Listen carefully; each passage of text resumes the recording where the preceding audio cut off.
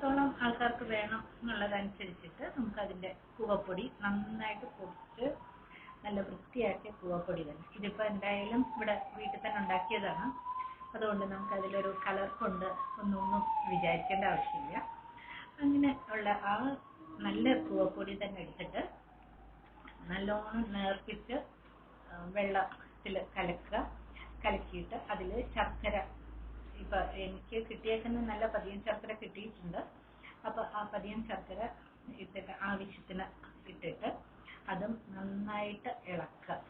ഇത് രണ്ടും നന്നായിട്ട് ഇളക്കി നമുക്ക് വളരെ നേർപ്പിച്ച് തന്നെ വിട്ട് നല്ലോണം കട്ടയൊന്നും ഇല്ലാണ്ട് ആക്കി നല്ല ഇതാക്കി കഴിഞ്ഞ ശേഷം മാത്രമേ നമുക്ക് കുറുക്കൽ സ്റ്റാർട്ട് ചെയ്യാൻ പറ്റുള്ളൂ.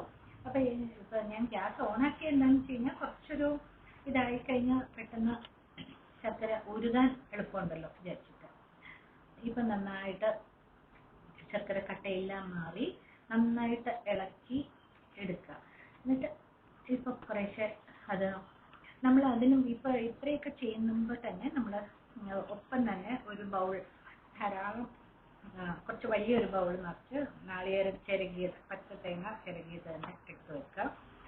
ഇതിന് മാത്രമാണ് നമ്മൾ ശരിക്കും പച്ചത്തേങ്ങ തന്നെയാണ് ഇത്, അല്ലാതെ മറ്റേ ഇത് ഇടില്ല, ഉണക്ക തേങ്ങ അരിഞ്ഞിട്ട് ഇതാക്കി ഇടാറില്ല.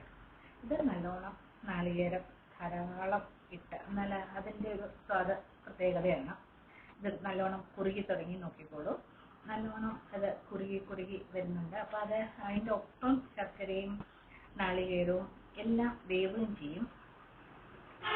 അടി പിടിക്കാതെ ഇളക്കി നന്നായിട്ട് ഇളക്കുക. അത് കഴിഞ്ഞിട്ട് കദളിപ്പഴം ഉണ്ടെങ്കിൽ കദളിപ്പഴം നന്നായിട്ട് അരിഞ്ഞ് ചെറിയ കഷ്ണങ്ങളായിട്ട് അരിഞ്ഞിട്ടിടുക. ഇപ്പോൾ കദളിപ്പഴം കിട്ടിയില്ല, അതോടുകൂടെ നേന്ത്രപ്പഴമാണ് ഇത് ഫിനിഷ് ആക്കിയിട്ടുണ്ട്. ഇപ്പം നോക്കൂ, നല്ല ഇതായിട്ടുണ്ട്. ഇനി ഇത് നമുക്ക് നേദിക്കാനായിട്ട് കൊണ്ടുപോയി വെച്ച് ഉപസരിച്ച് നേദിക്കാനായിട്ട് കൊണ്ടുപോയി